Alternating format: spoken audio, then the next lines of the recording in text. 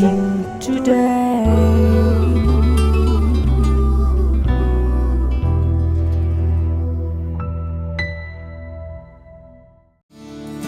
This program is sponsored by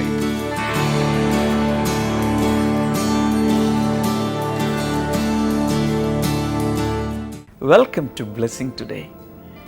ഇന്നത്തെ ഈ blessing today നിങ്ങളുടെ ജീവിതത്തിൽ ഒരു റിയൽ ബ്ലെസ്സിങ് ആയി മാറട്ടെ എന്നുള്ളിൽ ഞാൻ പ്രാർത്ഥിക്കുന്നു.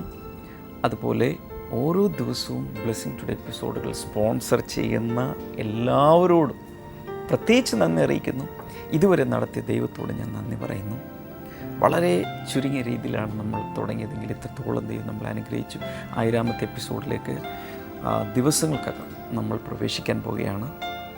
ഇന്നത്തെ ഈ എപ്പിസോഡ് സ്പോൺസർ ചെയ്തിട്ടുള്ളത് ബാംഗ്ലൂരിൽ നിന്നുള്ള 2 വെൽവിഷേഴ്സാണ്.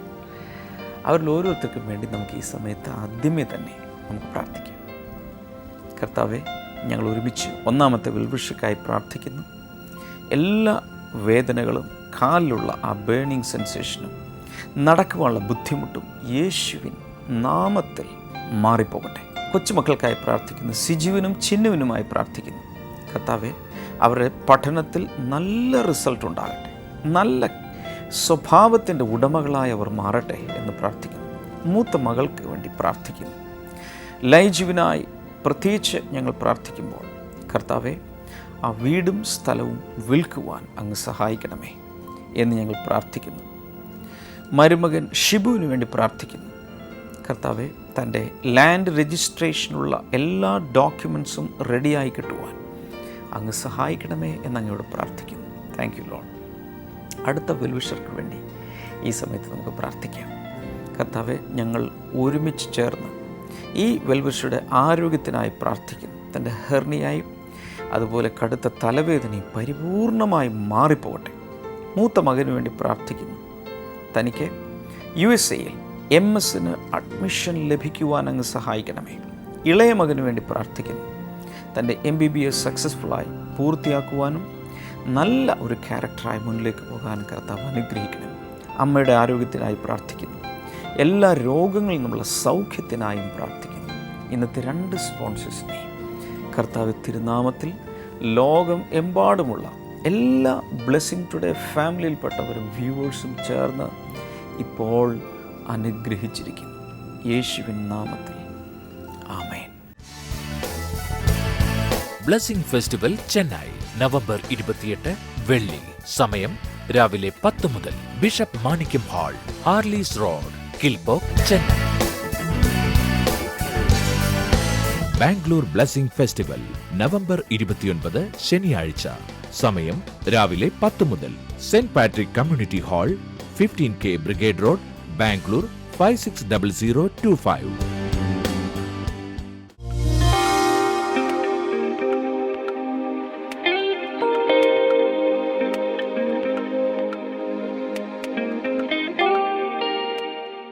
നിൽക്കുന്ന അമ്മയുടെ പേര് ലീലാമ്മ എന്നാണ്. ഈ അമ്മയുടെ മകൾ അനുവാണ് ഇവിടെ നിൽക്കുന്നത്.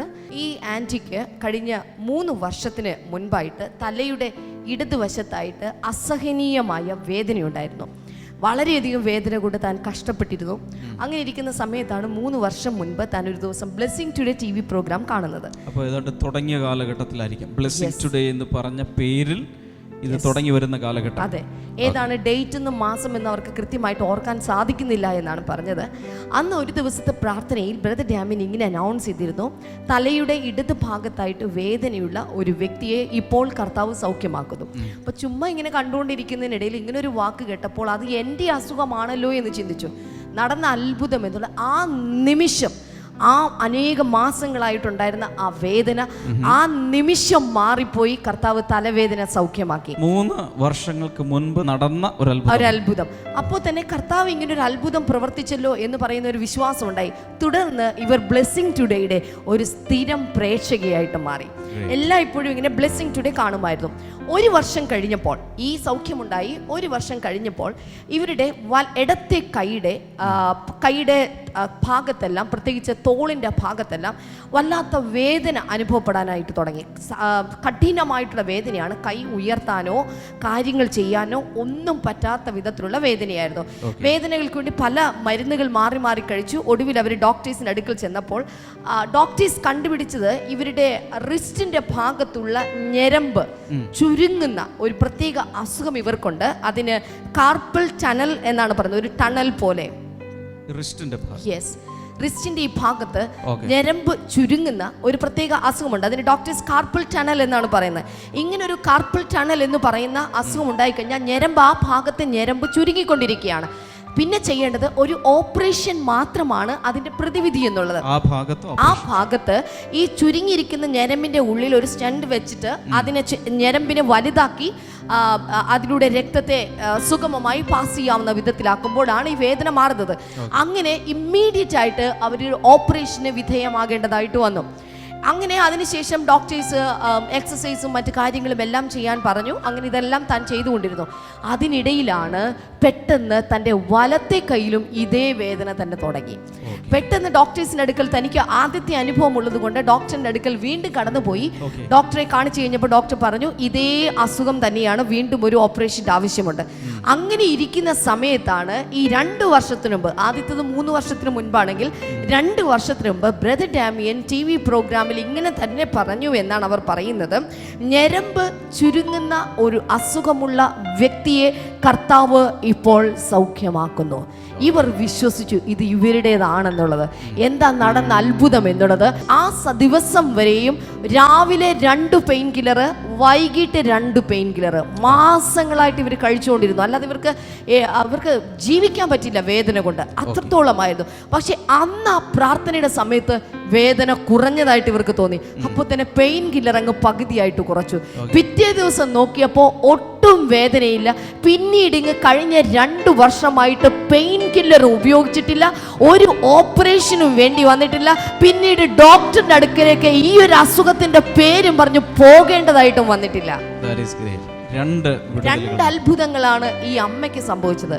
തീർന്നില്ല ബ്രദറെ, ഇനിയുണ്ട് അത്ഭുതങ്ങളുടെ പരമ്പരകൾ. ഇവർക്ക് 2 മക്കളാണുള്ളത്. മൂത്തത് മനു എന്ന് പറയുന്ന ഒരു മകൻ ഇന്നിവിടെ വന്നിട്ടില്ല.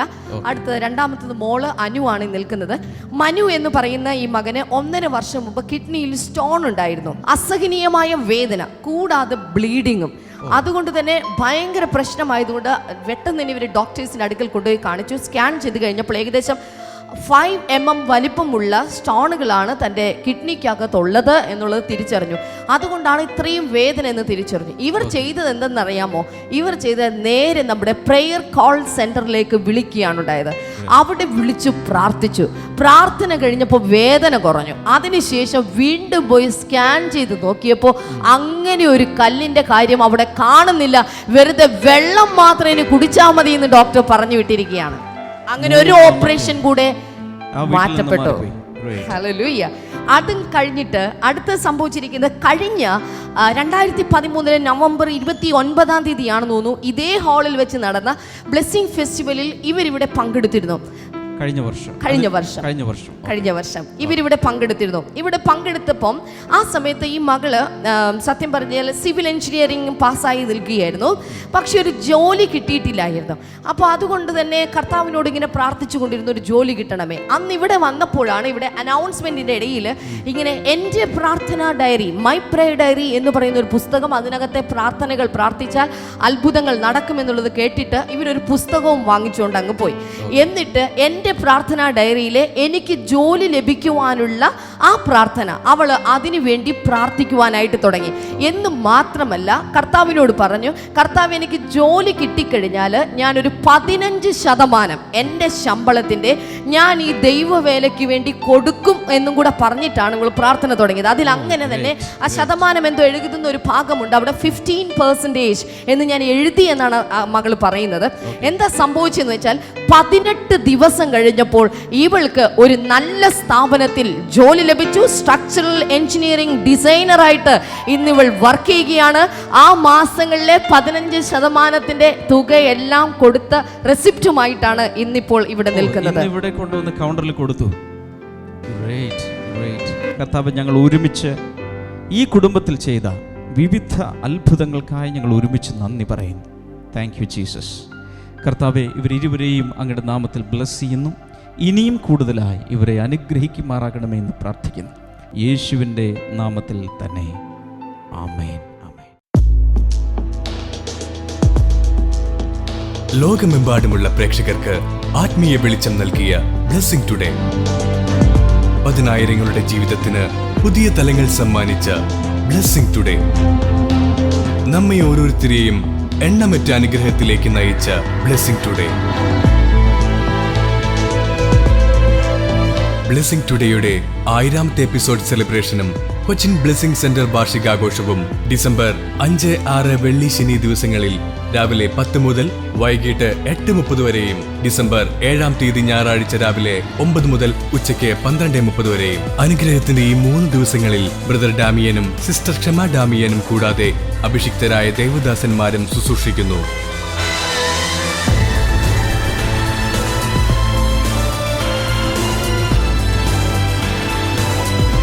ഈ ദിവസങ്ങളിൽ പങ്കെടുക്കുവാനും സാക്ഷികളാകുവാനും ബ്ലെസ്സിംഗ് ടുഡേ നിങ്ങളെ ഹൃദയപൂർവ്വം ക്ഷണിക്കുന്നു. കൂടുതൽ വിവരങ്ങൾക്ക് വിളിക്കുക 0484 422 111.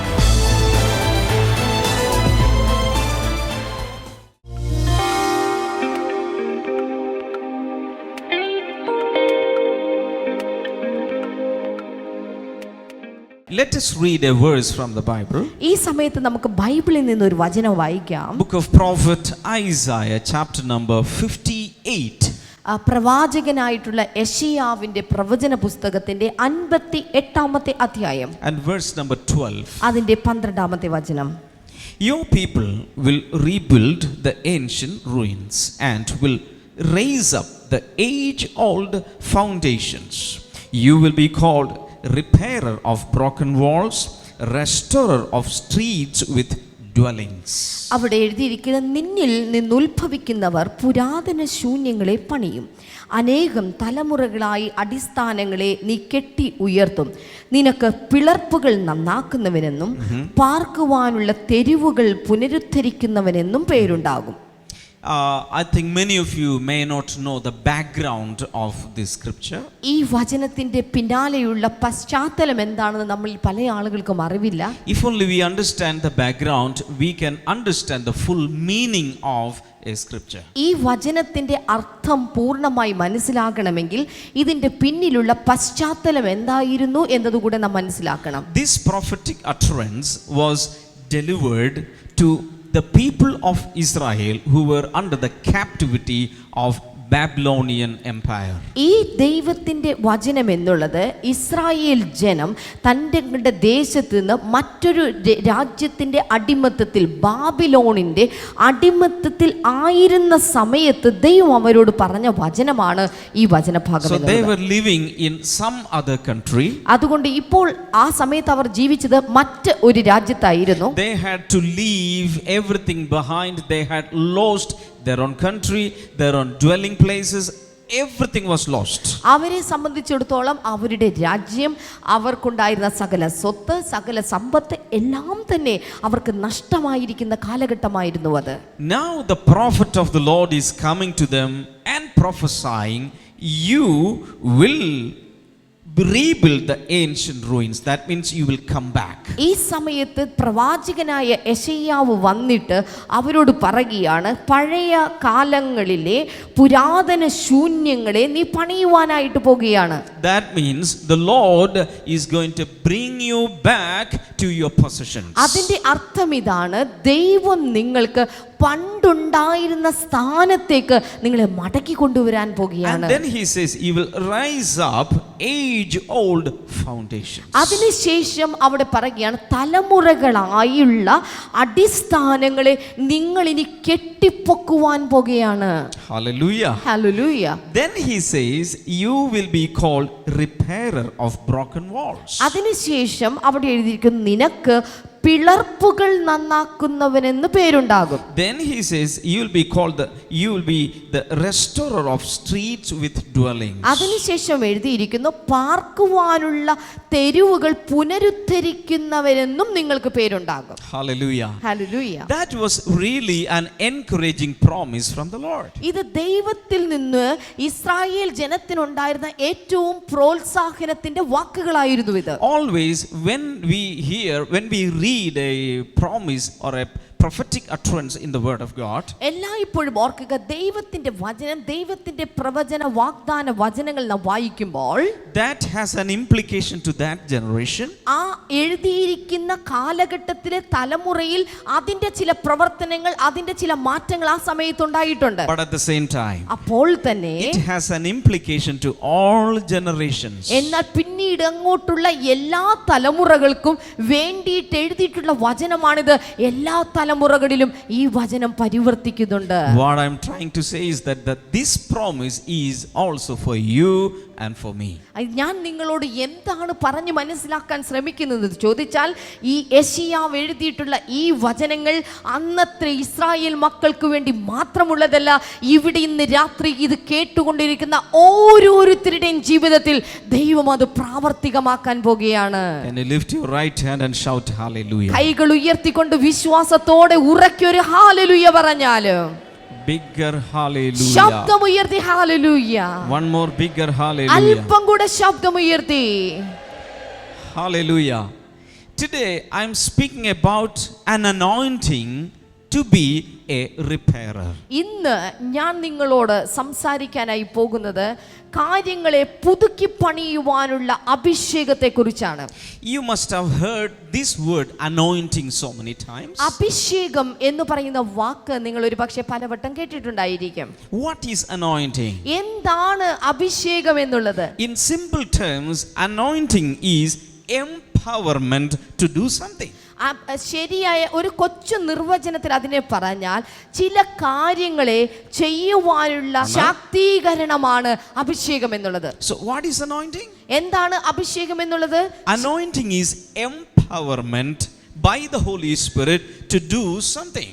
പരിശുദ്ധാത്മാവിനാൽ ചില കാര്യങ്ങളെ ചെയ്യുവാൻ വേണ്ടിയിട്ടുള്ള ശാക്തീകരണമാണ് അഭിഷേകം എന്ന വാക്കുകൊണ്ട് ഉദ്ദേശിക്കുന്നത്. Tonight, as we are preaching this message, ഇന്ന് രാത്രി ഞാൻ ഇത് നിങ്ങളോട് പ്രസംഗിച്ചുകൊണ്ടിരിക്കുമ്പോൾ an anointing is coming upon everyone. ഓർക്കുക, ദൈവത്തിന്റെ അഭിഷേകം എല്ലാവരുടെ മേലും വരുന്നു. To repair from the demolished stuff. ഈ തകർന്നു കിടക്കുന്ന അവസ്ഥയിൽ നിന്ന് അതിന്റെ കേടുപാടുകൾ പോക്കി പുനരുദ്ധരിക്കാനായിട്ടാണ് അഭിഷേകം വരുന്നത്. Hallelujah. Hallelujah. When you see a destroyed building, നിങ്ങൾ ഒരു തകർക്കപ്പെട്ട ഒരു കെട്ടിടത്തെ കാണുമ്പോൾ something happens here. ഇവിടെ എന്തൊക്കെയോ ചിലത് Why this സംഭവിച്ചിരിക്കുന്നു. building collapsed? എന്തുകൊണ്ട് ഇത് വീണു എന്നാണ് ഹൃദയത്തെ ചിന്തിക്കുന്നത്. You might have had grief in your heart. ഒരു പക്ഷേ അത് കാണുമ്പോൾ നിങ്ങളുടെ മനസ്സിൽ വല്ലാത്ത വേദന നിങ്ങൾക്ക് തോന്നിയേക്കാം. But if the anointing to repair comes on you, എന്നാൽ ഇതിനെ പുനരുദ്ധരിക്കാൻ, കേടുപാടുകൾ പോക്കി ഇതിനെ പണിയാനുള്ള അഭിഷേകം നിങ്ങളുടെ മേൽ വന്നാൽ you will start rebuilding it. നിങ്ങൾ അതിനെ പണിയുവാനായിട്ട് തുടങ്ങും. Hallelujah. Hallelujah. Many years back, ഒത്തിരി വർഷങ്ങൾക്ക് മുൻപ് you know, the World Trade Center collapsed. World trade centre താഴെ വീണ കഥ നിങ്ങൾക്ക് എല്ലാവർക്കും അറിയാം. All of us watched it through television. നമ്മൾ എല്ലാവരും അത് ടെലിവിഷനിലൂടെ കണ്ട കാഴ്ചയായിരുന്നു. A few months back, we went to that site. ചില മാസങ്ങൾക്ക് മുൻപ് ഞങ്ങൾ ആ സൈറ്റിൽ പോയിരുന്നു. Today, a beautiful twin tower is coming up in the same place. ഇപ്പോൾ അവിടെ അതുപോലെ മനോഹരമായ മറ്റൊരു ട്വിൻ ടവർ അവിടെ പൊങ്ങി വരുന്നുണ്ട്. Why? Because rebuilding is happening. എന്തുകൊണ്ടാണ് അത് അവിടെ സംഭവിക്കുന്നത്?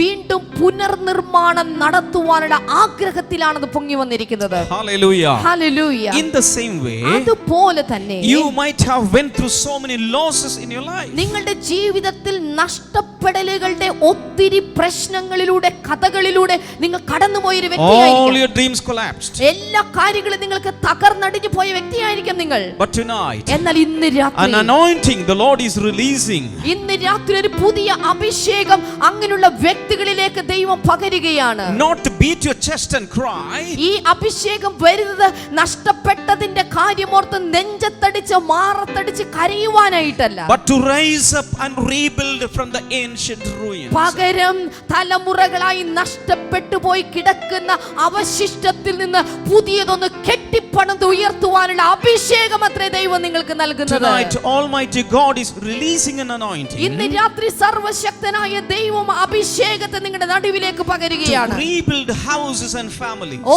ചില കുടുംബങ്ങളെ, ചില വീടുകളെ പുതുക്കി പണിയുവാനുള്ള അഭിഷേകം. There are broken families around us. ഇന്ന് രാത്രി അത് തകർന്നിരിക്കുന്ന ഒത്തിരി കുടുംബങ്ങൾ നമ്മുടെ ചുറ്റിലുമുണ്ട്. But an anointing is coming from the Almighty എന്നാൽ God. ദൈവത്തിന്റെ ഈ അഭിഷേകം ഇതാ കുടുംബങ്ങളിലേക്ക് ഇപ്പോൾ വരികയാണ്. God is going to rebuild broken families. ഓ, തകർന്നു പോയ കുടുംബങ്ങളെ ഇന്ന് രാത്രി യേശുവിന്റെ അഭിഷേകത്താൽ അവൻ പുനരുദ്ധരിക്കുകയാണ്. If you want that anointing, lift your hands and start praying. നിങ്ങൾക്ക് അഭിഷേകം വേണമെങ്കിൽ കൈകൾ ഉയർത്തി ഉറക്കെ യേശുവേ എന്ന് വിളിച്ച് ആർപ്പോടെ വിളിച്ച് പ്രാർത്ഥിക്കാനായി തുടങ്ങിയാൽ Our God is a real God. നമ്മുടെ ദൈവം ശരിക്കും ഒരു സത്യവാനായ ദൈവമാണ്. His miracles are not a magic. അവന്റെ അത്ഭുതങ്ങൾ ഒരിക്കലും ഒരു കൺകെട്ട് വിദ്യയല്ല.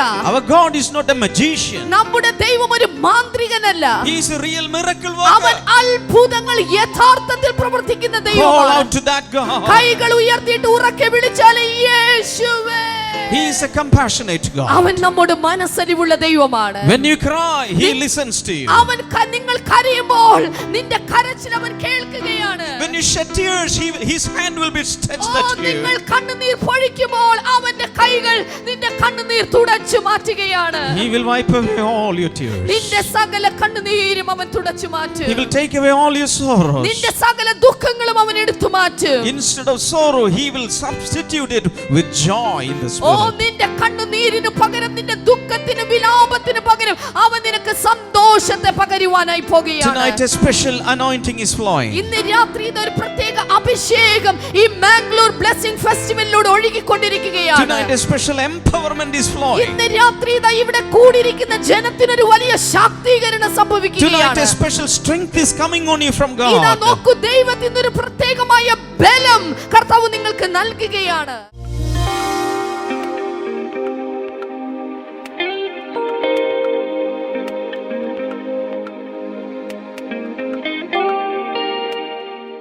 ഈ സമയത്ത് നമുക്ക് വിശ്വാസത്തോടെ ഒരുമിച്ച് ചേർന്ന് പ്രാർത്ഥിക്കാം. ഈ പ്രാർത്ഥനാ സമയങ്ങളിലാണ് കർത്താവ് ഒത്തിരി ഒത്തിരി ഒത്തിരി ഒത്തിരി ലോകമെമ്പാടും അനുഗ്രഹങ്ങളും അത്ഭുതങ്ങളും ചൊരിയുന്ന സമയം. ഉള്ളിൽ വിശ്വസിക്കുക, ഇതെൻ്റെ ദിവസമാണ്, എൻ്റെ സമയമാണ്, എൻ്റെ ഊഴമാണ്. കർത്താവ് യേശുവിൻ്റെ നാമത്തിൽ ഈ സമയത്ത് കർത്താവെ, ഓരോ വ്യക്തികൾക്കുമായി പ്രത്യേകം ഞാൻ അങ്ങോട്ട് പ്രാർത്ഥിക്കുന്നു. ഈ ബ്ലെസ്സിംഗ് ടുഡേ കാണുന്ന ഓരോരുത്തരെയും അങ്ങ് കൈനീട്ടി തൊടണമേ എന്ന് പ്രാർത്ഥിക്കുന്നു. ബ്രസ്റ്റ് ക്യാൻസറുള്ള ചിലരെ കർത്താവ് ഈ സമയത്ത് സൗഖ്യമാക്കുന്നു. യേശുവിൻ്റെ നാമത്തിൽ അത് സംഭവിക്കട്ടെ. Thank you Lord. In Jesus name സംഭവിക്കട്ടെ.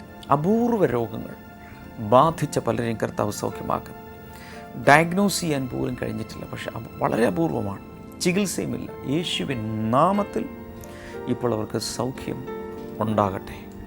അതുപോലെ ഹെപ്പറ്റൈറ്റിസ് ബി, ഹെപ്പറ്റൈറ്റിസ് സി തുടങ്ങിയ രോഗങ്ങൾ യേശുവിൻ്റെ നാമത്തിൽ സൗഖ്യമാകട്ടെ. ജോണ്ടിസ്, മഞ്ഞപ്പിത്തം യേശുവിൻ്റെ നാമത്തിൽ പരിപൂർണമായും സൗഖ്യമാകട്ടെ.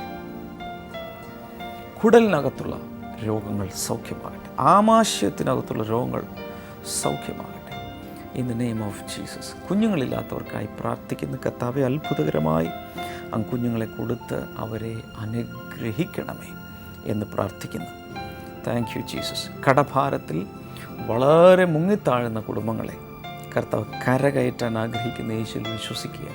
യേശുവിൻ നാമത്തിൽ നിന്ന് പുറത്തു വരട്ടെ. അതുപോലെ ആത്മഹത്യ ചെയ്യുവാൻ ഭയങ്കരമായ ഉള്ളിൽ പ്രേരണ തോന്നുന്ന വ്യക്തികളുണ്ട്. യേശുവിൻ നാമത്തിൽ അവർ ഈ സമയം തന്നെ ആ മരണത്തിൻ്റെ പിടിയിൽ നിന്നും ചിന്തകളിൽ നിന്നും പുറത്തു വരട്ടെ. നിരാശകൾ മാറിപ്പോകട്ടെ. Thank you lord. നിരാശകൾ മാറിപ്പോകട്ടെ. In the name of Jesus. ഇപ്പോൾ കർത്താവെ തിരുസന്നിധിയിലേക്ക് സകലവും ഇപ്പോൾ ഓരോരുത്തരെ സമർപ്പിച്ച് പ്രാർത്ഥിക്കുന്നു. നിങ്ങളുടെ ആവശ്യം എന്താണെങ്കിലും ഈ സ്ക്രീനിലേക്ക് കൈനീട്ടിപ്പിടിച്ച് യേശുവിൽ കണ്ണുകൾ പതിപ്പിച്ച് കർത്താവ് ഈ സമയത്ത് വിശ്വസിക്കുന്നവരങ്ങ് തുടരണമേ. ആവശ്യം എന്താണെങ്കിലും അങ്ങ് സഹായിക്കണമേ എന്ന് പ്രാർത്ഥിക്കുന്നു. ചില ഇൻ്റർവ്യൂ ഓർത്ത് ഭയങ്കരമായി ടെൻഷൻ ഉള്ള ചില വ്യക്തികൾ, അല്ലെ എഴുതാനുള്ള ചില പരീക്ഷ ഓർത്ത് ടെൻഷനുള്ള ചില വ്യക്തികൾ, ആ പിരിമുറുക്കങ്ങളിൽ നിന്ന് കർത്താവ് അങ്ങനെയുള്ളവരെ പുറത്തെടുക്കുന്നു. വളരെ സമചിത്തതയോടെ മനസ്സാന്നിധ്യത്തോടെ പ്രിപ്പയർ ചെയ്ത് ഇൻ്റർവ്യൂ ആകട്ടെ പരീക്ഷയാകട്ടെ പോകാൻ കർത്താവ് നിങ്ങളെ സഹായിക്കുവാനുള്ള ശക്തീകരണം കർത്താവ് അങ്ങയുടെ നാമത്തിൽ ഇപ്പോൾ ബ്ലെസ് ചെയ്തിരിക്കും. Thank you father. കർത്താവ് അങ്ങനെ ചെയ്യുന്ന കൃപകൾക്കായി നന്ദി പറയുന്നു. Thank you. ഓരോരുത്തരെ തൊട്ടതിനാൽ നന്ദി, യേശുവിൻ്റെ നാമത്തിൽ തന്നെ ആമേൻ. ഇന്നത്തെ ഈ പ്രോഗ്രാം, ഈ ബ്ലെസ്സിങ് ടുഡേ നിങ്ങൾക്ക് അനുഗ്രഹമായെങ്കിൽ തീർച്ചയായിട്ടും ബ്ലെസ്സിങ് ടുഡേയെക്കുറിച്ച് ഇതുവരെ കേട്ടിട്ടില്ലാത്ത ഒരാളോടെങ്കിലും ഇന്ന് അതിനെക്കുറിച്ച് പറയുക. കർത്താവ് നിങ്ങൾ അനുഗ്രഹിക്കട്ടെ. ബ്ലെസ്സിങ് ടുഡേയിൽ നിന്നുള്ള പ്രസിദ്ധീകരണങ്ങൾ, പല പുസ്തകങ്ങൾ പ്രസിദ്ധീകരിക്കപ്പെട്ടിട്ടുണ്ട്. ആവശ്യമുള്ളവർക്ക് സ്ക്രീൻ നമ്പറിൽ വിളിച്ച് ആവശ്യപ്പെടാം. അതുപോലെ തന്നെ നാളെയും മറ്റന്നാളും നമ്മുടെ ബ്ലെസ്സിങ് ഫെസ്റ്റിവൽ നടക്കുന്നതിലേക്ക് ഓരോരുത്തരെയും പ്രത്യേകിച്ച് സ്വാഗതം ചെയ്യുന്നു, വിളിക്കുന്നു, ഇൻവൈറ്റ് ചെയ്യുന്നു. Please do come. നാളെ നമുക്ക് വീണ്ടും കാണാം. God bless you. By.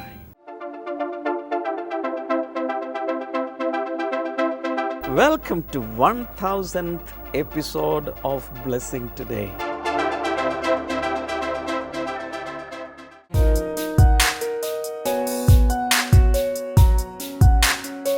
Welcome back to Bible and you. ഇന്നത്തെ ചോദ്യം ഇതാണ്: അവിശ്വാസിയാകാതെ വിശ്വാസിയായിരിക്കുക എന്ന് യേശു ആരോടാണ് പറഞ്ഞത്? To whom did Jesus say, stop doubting and believe? Options: A. Thomas, B. Patros, C. Yohanan, D. Philippos.